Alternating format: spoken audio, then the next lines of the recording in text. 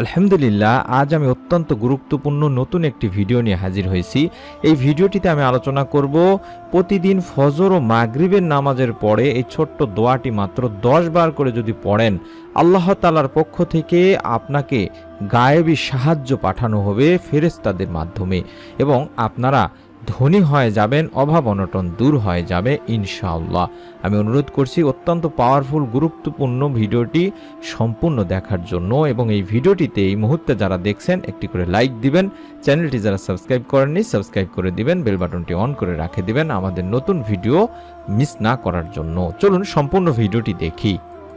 মানুষের জীবনে নানান ধরনের সমস্যা আপতিত হয়, তখন মানুষ কষ্ট পায়, দুঃখ ব্যথায় জর্জরিত হয়। কেউ কেউ বিপদে ধৈর্য হারিয়ে দিশেহারা হয়ে পড়ে। কারো কারো স্বাভাবিক জ্ঞান বুদ্ধিও লোপ পায়। কি করবেন ও কি করা উচিত তা নির্ণয় করতে পারেন না। এই ধরনের অবস্থা থেকে পরিত্রাণের জন্য মানুষ আল্লাহ তাআলার কাছে সাহায্য কামনা করে। আল্লাহ তাআলা যেন তাদেরকে গায়েবী সাহায্য করে, তার জন্য তার কাছেই সহযোগিতার প্রার্থনা করেন, যেন তিনি তার সমস্ত সমস্যাগুলো মুক্ত করে দেন, বিপদ থেকে মুক্তি দান করেন। মানুষের কোন পথে কিভাবে আল্লাহ তাআলার কাছে সাহায্য কামনা করতে হবে সেই উপায় ও পথ তিনি বাতলে দিয়েছেন। এই প্রসঙ্গে পবিত্র কোরআনুল কারিমে আল্লাহ তাআলা ইরশাদ করেন, তোমরা নামাজ ও সবর বা ধৈর্যের মাধ্যমে আল্লাহ তাআলার সাহায্য কামনা করো। সূরা বাকারার 153 নম্বর আয়াতে বলা হয়েছে। বস্তুত সৎ পণ্যের পথে চলা যদি করার পক্ষে কষ্টকর বলে মনে হয়, তবে এর একমাত্র প্রতিষেধক হচ্ছে ধৈর্য, সহিংসতা ও নামাজ। আর এই দুইটি কাজ থেকে মুমিন মুসলমানেরা যে শক্তি লাভ করবে সেটা তার পথ চলাকে সহজতর করে দিবে। এছাড়াও নবীজি সাল্লাল্লাহু আলাইহি ওয়াসাল্লাম কঠিন বিপদ আপদের মুহূর্তে আল্লাহ তাআলার কাছে গায়েবী সাহায্য লাভের কথা বলেছেন। এমনকি আল্লাহর সাহায্য লাভের দোয়াও শিখিয়ে দিয়েছেন, যেই দোয়াগুলোই আমরা সকাল সন্ধ্যায় অর্থাৎ ফজরের নামাজের পরে এবং মাগরিবের নামাজের পরে অন্তত 10 বার করে পড়ব।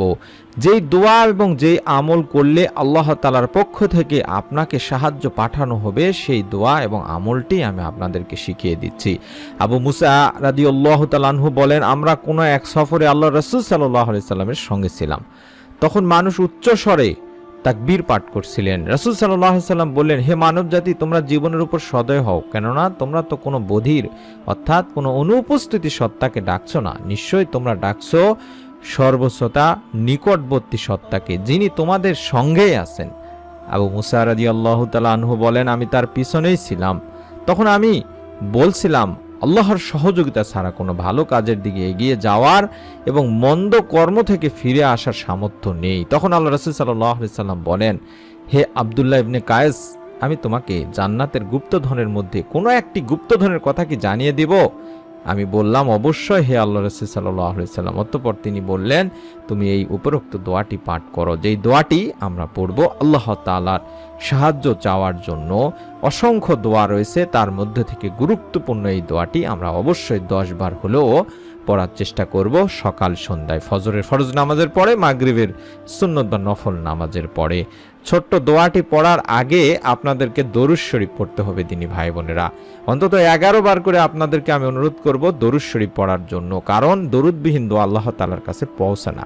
তাই দোয়ার সময় অবশ্যই আল্লাহর প্রশংসার পাশাপাশি রাসূল সাল্লাল্লাহু আলাইহি সাল্লামের প্রতি অবশ্যই আপনাদেরকে দরুদ শরীফ পড়তে হবে। কারণ হযরত আনাস রাদিয়াল্লাহু তাআলা আনহু থেকে বর্ণনা করা এক হাদিস রয়েছে, যেখানে আল্লাহ রাসূল সাল্লাল্লাহু আলাইহি সাল্লাম বলেছেন, যতক্ষণ আল্লাহ রাসূল সাল্লাল্লাহু আলাইহি সাল্লামের উপর দরুদ পড়া হবে না, ততক্ষণ তা বাধাগ্রস্ত অবস্থায় থাকবে, অর্থাৎ তার কোনো দোয়াই আল্লাহ পাকের কাছে পৌঁছবে না এবং দোয়া কবুলও হবে না।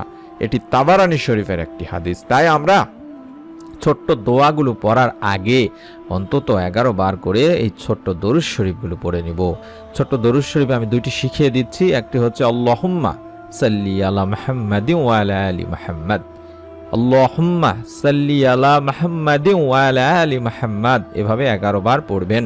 অথবা ছোট্ট সবচেয়ে ছোট্ট দরুদ শরীফ সাল্লাল্লাহু আলাইহি ওয়াসাল্লাম, সাল্লাল্লাহু আলাইহি ওয়াসাল্লাম, এইভাবে 11 বার পড়বেন। তারপরে আল্লাহ তাআলার কাছে সাহায্য লাভের এই ছোট্ট দোয়াটি অন্তত আপনাদেরকে অনুরোধ করব 10 বার পড়ার জন্য। দোয়াটি হচ্ছে লা হাওলা ওয়ালা কুওয়াতা ইল্লা বিল্লাহ। আমি আবার বলছি, লা হাওলা ওয়ালা কুওয়াতা ইল্লা বিল্লাহ। এর অর্থই হচ্ছে আল্লাহর সহযোগিতা ছাড়া কোনো ভালো কর্মের দিকে এগিয়ে যাওয়া এবং খারাপ কর্ম থেকে ফিরে আসার সামর্থ্য নেই। আমি দোয়াটি আবারও দেখায় দিচ্ছি, লা হাওলা ওয়ালা কুওয়াতা ইল্লা বিল্লাহ। এই মুহূর্তে আপনারা এই জায়গায় স্ক্রিনশট নিয়ে নিন অথবা ভিডিওটি পজ করে রেখে লিখে নিন। এই দোয়াটি আপনাকে 10 বার পড়তে হবে, আগে পরে 11 বার করে দরুদ শরীফ পড়ার পরে। আপনারা চাইলে আর একটি দোয়া শিখিয়ে দিচ্ছি, এই দোয়াটিও 10 বার করে পড়তে পারেন। এটি অত্যন্ত কার্যকরী পাওয়ারফুল একটি দোয়া। দোয়াটি হচ্ছে হাসবুনাল্লাহু ওয়া নি'মাল ওয়াকিল আলাল্লাহি তাওয়াক্কালনা। আমি আবার বলছি, হাসবুনাল্লাহু ওয়া নি'মাল ওয়াকিল আলাল্লাহি তাওয়াক্কালনা। এই দোয়াটিও আপনারা 10 বার পড়তে পারেন। এখানে এই দোয়াটির অর্থই হচ্ছে মহান আল্লাহই আমাদের জন্য যথেষ্ট, তিনি কতই না উত্তম কর্মবিধানকারী। আমরা আল্লাহর উপর ভরসা করলাম। সুবহানাল্লাহ। আবু সাঈদ রাদিয়াল্লাহু তাআলা আনহু থেকে বর্ণিত কিয়ামতের বর্ণনা শুনে সাহাবারা যখন ভীত হলেন তখন আল্লাহ রাসূল সাল্লাল্লাহু আলাইহি সাল্লাম এই দোয়া পড়তে বলেন। বুখারী শরীফ এবং তিরমিজি শরীফের একটি হাদিস। এরপরে আপনারা আল্লাহ তাআলার কাছে ধনী হওয়ার জন্য, গায়েবী রিজিক পাওয়ার জন্য, অভাব অনটন দূর করার জন্য, ঋণ মুক্তির জন্য এই ছোট্ট দোয়াটি অন্তত 10 বার পড়তে পারেন। আর সেই দোয়াটি হচ্ছে সুবহানাল্লাহি ওয়া বিহামদিহি সুবহানাল্লাহিল আযীম ওয়া বিহামদিহি আস্তাগফিরুল্লাহ। আমি আবার বলছি, সুবহানাল্লাহি ওয়া বিহামদিহি সুবহানাল্লাহিল আযীম ওয়া বিহামদিহি আস্তাগফিরুল্লাহ। এই দোয়াটি আপনারা 10 বার পড়বেন। এর অর্থই হচ্ছে আল্লাহ তাআলার পবিত্রতা বর্ণনা করছি এবং তার প্রশংসা গীতির সাথে তাকে স্মরণ করছি। মহান আল্লাহ তাআলার পবিত্রতা বর্ণনা করছি এবং তার প্রশংসা বর্ণনার সাথে আল্লাহ তাআলার নিকট ক্ষমা প্রার্থনা করছি। এই দোয়াগুলো পড়ার আগে পরে আবারও বলছি, দিনী ভাই বোনেরা দরুদ শরীফ 11 বার করে পড়ে নেবেন। এভাবে আপনারা আমলগুলো করুন, আল্লাহ তাআলার পক্ষ থেকে আপনাকে সাহায্য ইনশাআল্লাহ পাঠানো হবে, আপনি এর ফল পাবেন ইনশাআল্লাহ। যারা আমলটি করবেন তারা একটি নিয়ত করে ফেলুন, সহি একটি নিয়ত করে ফেলুন, যাতে করে আল্লাহ তাআলা আপনাকে আমলটি করতে সাহায্য করেন এবং অবশ্যই আল্লাহ তাআলা যেন আপনাকে গায়েবী সাহায্য দান করেন।